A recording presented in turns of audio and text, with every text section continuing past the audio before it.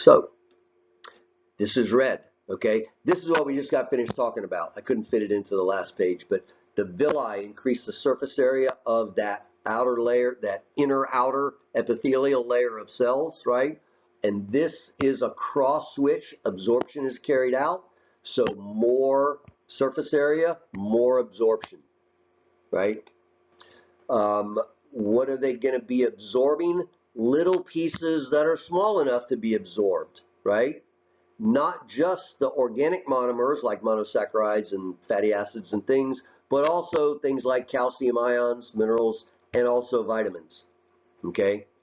And so again, when they put this in the syllabus, they could turn this into a word-for-word fill in the blank thing, blank absorb da-da-da-da-da, fill in the blank is villi, or villi absorb blank monomers, mineral ions, vitamins. They could leave any one or all of those blanks, okay? Different methods of membrane transport are required to absorb different nutrients. This goes back to more review. What are they talking about? Passive transport. Like what? Like simple diffusion. What did that mean again? You're going through the phospholipid part of a cell because you are maybe a fatty acid and you're nonpolar. That would be an example of simple diffusion. What would be facilitated diffusion? If you have some kind of protein in the membrane that helps you diffuse through, but you're still going from where there's a greater concentration more to a lesser concentration across, net movement. We're reviewing all that stuff, right? Or it might be actively transported. Another kind of protein actually changes its shape and throws things either in or out, in this case in,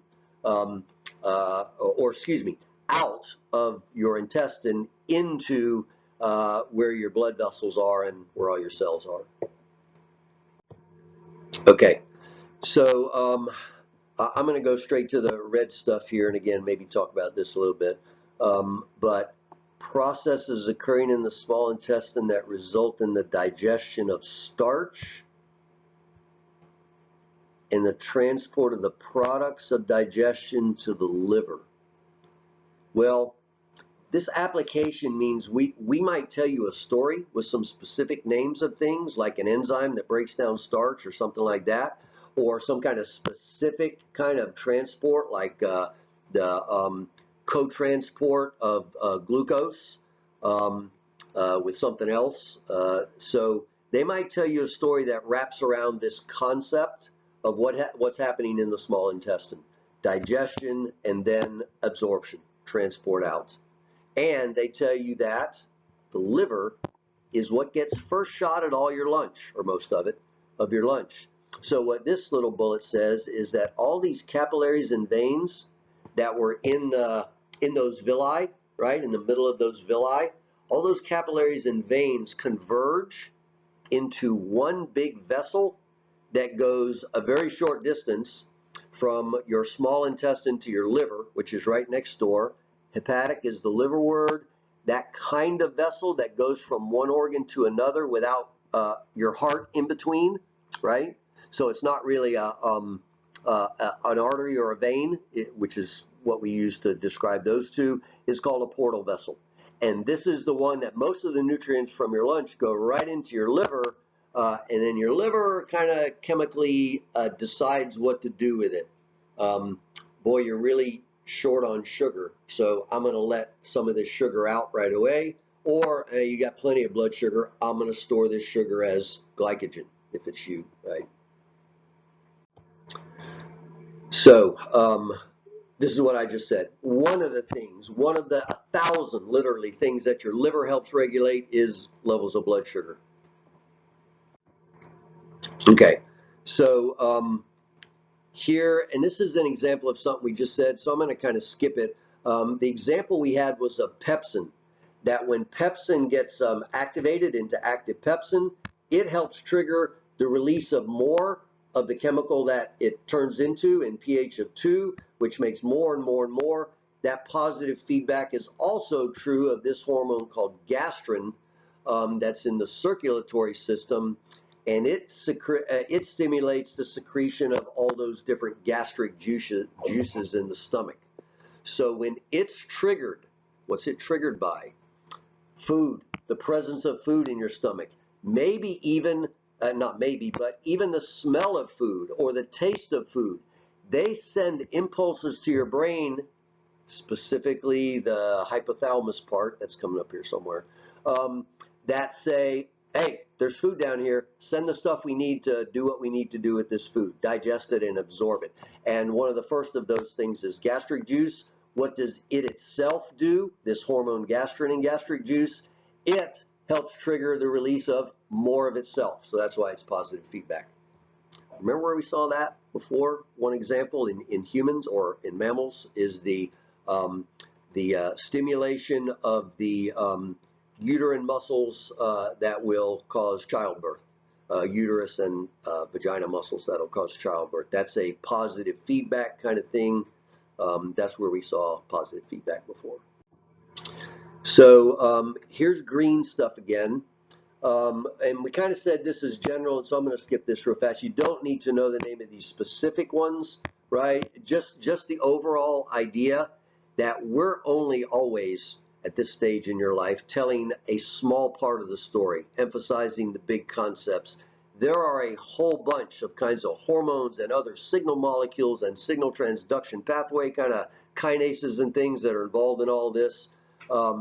And like everything else, really, or just about everything else that happens in an organism, we're focusing on you and I now, the control of all these processes is done by the collective and simultaneous actions of your nervous system and your endocrine system hormonal mechanisms. Okay, so appetite is controlled by a center in the hypothalamus. This is a pretty recent discovery. We've learned that what we used to think about fatty tissue, that all it is like a storehouse. It's got this fat. If you need it for energy, it'll be released from those fatty cells that are full of fat. Now we've come to understand that those cells actually secrete a hormone. That makes fatty tissue an endocrine organ. Even though it's found all over your body, it's an endocrine organ. And what leptin does is say, I think you're full. You're not hungry anymore. Stop eating. Leptin is that hormone that when it reaches your hypothalamus then sends messages to those parts of your brain that say, go eat, you're hungry. And the message it sends is, no, you're not hungry, stop eating. Here's a thing that we really, I talk about this quite a bit here and there. It's not in the syllabus, and it really should be. The mechanism by which leptin controls the urges of hunger get upset by too much sugar in your bloodstream because of too much sugar in your diet. These are fairly recent kind of discoveries about the role of blood sugar in terms of your behavior, in this case your hunger kind of behavior. It's a really complicated but really interesting, and we might tell some of those stories this year as examples of basic, again, principles. So now we are to the large intestine. So we've been from mouth to esophagus, just the tiniest bit, and stomach and small intestine, where most of the stuff happens. In green here, which means they're not going to ask you this at least this year, is that, again, which I already said, fiber, which is undigested stuff, which is mostly cellulose. One thing that they did want you to know is that cellulose can't be digested by you and I, right? The fiber content in your food is directly correlated, positively correlated with the transit of materials through the large intestine. So, even without this being in green print, they could tell you a story of that. What's one of the variables? Fiber content of your diet. Which one is that? The independent variable. What's the dependent variable? The rate of movement of your lunch through your whole digestive tract / large intestine. And they could have a graph, and they could ask you application kind of questions about, your ability to make sense out of that story in terms of analyzing data and coming to a conclusion and justifying that conclusion, all the good stuff you're used to. Okay, large intestine and colon, we're going to use those as synonyms. Isn't that funny? It's kind of funny, but I thought this face was priceless, and so that's why I included that too. Why did the scientists eat photons for lunch? Because all he really wanted was a light snack. I can't hardly stand it. Those are so good.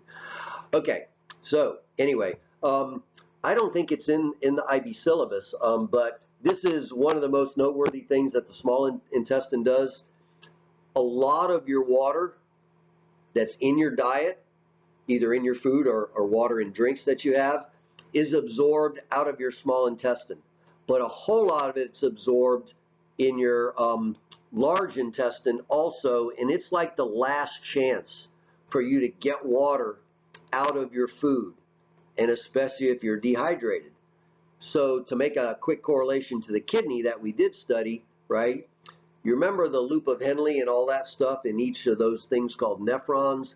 The collecting duct, that tube called the collecting duct, was like your last chance to get water out before it passes out of you in urine. And that's where that hormone ADH worked. If you were a little dry, ADH helps you to get more water out. This is kind of the same kind of idea. Okay. So here's what also is very important about your large intestine, and they really don't do it justice in the IB syllabus or the AP syllabus, to be honest, which doesn't have any of this human anatomy and physiology stuff. So bacteria that live in your small, and bacteria live everywhere, but a whole lot of them live in your large intestine rather, not small intestine, right? Most of them are not only harmless, but they're helpful. One is that they produce vitamins like vitamin K, several of the B vitamins that have to do with respiration reaction, cofactors, and coenzymes, and they it's coming up on the next one, sorry. They can also digest some of the molecules you can't digest, like cellulose. And what's good for us is that the good ones feed on fiber selectively and the bad ones don't. So if you have more fiber in your diet, you're feeding the good bacteria, allowing them to do that binary fission thing, review, right? Out-competing the bad ones that are in there. There's always going to be bad ones, but if there's not enough of those bad ones, they can't do you any harm. And so that's another very big why fiber is good to be in your diet.